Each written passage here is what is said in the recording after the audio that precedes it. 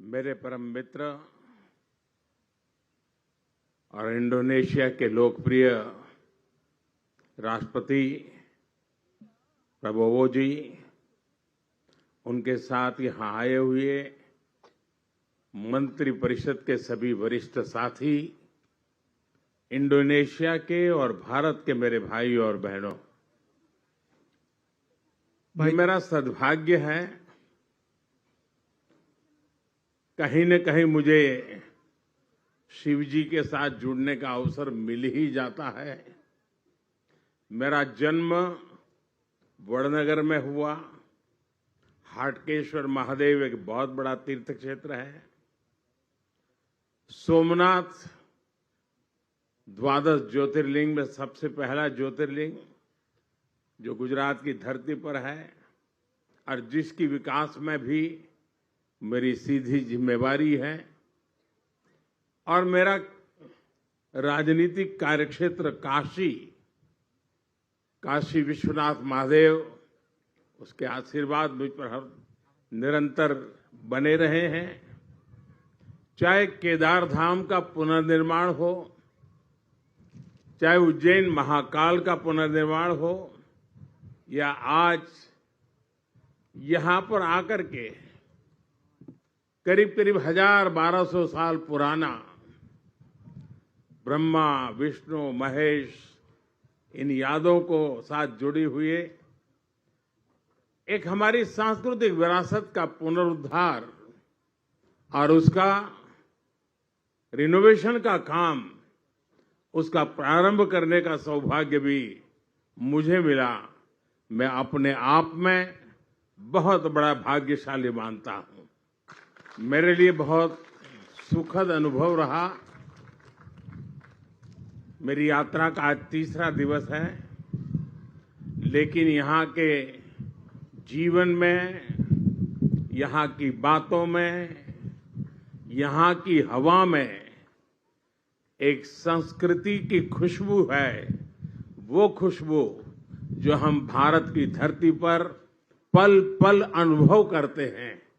ये खुशबू हमारी सांस्कृतिक विरासत ये अपने आप में अपनत्व से जोड़ती है। 1200 साल मैं यहाँ के लोगों का हृदय से धन्यवाद करता हूं कि उन्होंने इतनी बड़ी विरासत को जिस प्रकार से संभाला है, जिस प्रकार से संवारा है और श्रद्धा भाव से किया है।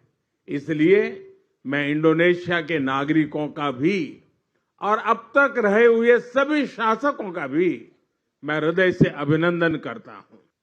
अगर मैं लासा में कैलाश मानसरोवर की यात्रा करता हूं और आज मैं इंडोनेशिया के इस पवित्र टेम्पल में आता हूं, मैं देख रहा था एक ही गुंज महामृत्युंजय जाप यहां हो रहा था।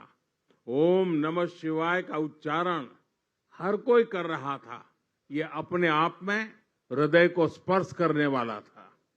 और मैं देख रहा हूं कि योग्यकार्ता के इस भव्य मंदिर कॉम्प्लेक्स में अब जब हम पुनर्निर्माण का काम करने जा रहे हैं और ये यूनेस्को का वर्ल्ड हेरिटेज है, मुझे पूरा विश्वास है आज के बाद भारत के यात्री तो यहां जरूर आएंगे। दुनिया के दूर दूर क्षेत्रों में कहीं पर भी जाएं, हमें कहीं न कहीं भारत की सांस्कृतिक विरासत के दर्शन होते हैं।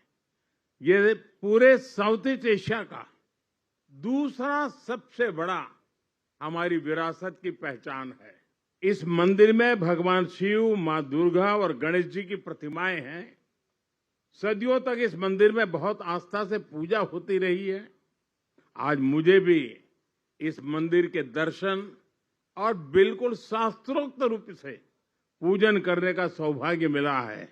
ये मेरे जीवन के लिए बहुत ही चैतन्यपूर्ण क्षण मैं मान सकता हूं। मित्र प्रेसिडेंट प्रबोवो जी, उनके साथ यहां आने से ये आयोजन मेरे लिए विशेष हो गया है। ईश्वर से भारत इंडोनेशिया की मित्रता को मजबूत करने हम दोनों देशों के नागरिकों के कल्याण और दोनों देशों के तेज विकास के लिए परमात्मा से प्रार्थना की है, भक्ति भाव से पूजा की है। मुझे पूरा विश्वास है मेरे मित्र राष्ट्रपति जी जिस प्रकार से किसी काम को हाथ में लेते हैं तो एक फौजी के नाते बहुत वेल प्लान करते हैं और समय से पहले पक्का पूरा करेंगे। और आज उन्होंने मुझसे प्रॉमिस लिया है कि 29 के पहले इस काम को हम कर लेंगे और आपको दोबारा आना है। मैं आपको वादा करता हूं कि मैं इसके पुनर्निर्माण के बाद जरूर यहां आऊंगा और आपके साथ इस उत्सव को मनाऊंगा। राष्ट्रपति जी, मैं इंडोनेशिया में लैंड हुआ और अब थोड़ी देर के बाद विदाई दूंगा, लेकिन आपने जो समय निकाला, पूरा समय आप मेरे साथ रहे और हर कार्यक्रम में जिस प्रकार से आपने बारीकी से इसका प्लानिंग किया, एग्जीक्यूशन किया, एक मित्र के नाते इतने शानदार स्वागत के लिए, इतनी आत्मीयता के लिए मैं भारत के 140 करोड़ नागरिकों की तरफ से और व्यक्तिगत रूप से मेरी तरफ से मैं आपका बहुत बहुत आभार व्यक्त करता हूं। बहुत बहुत धन्यवाद।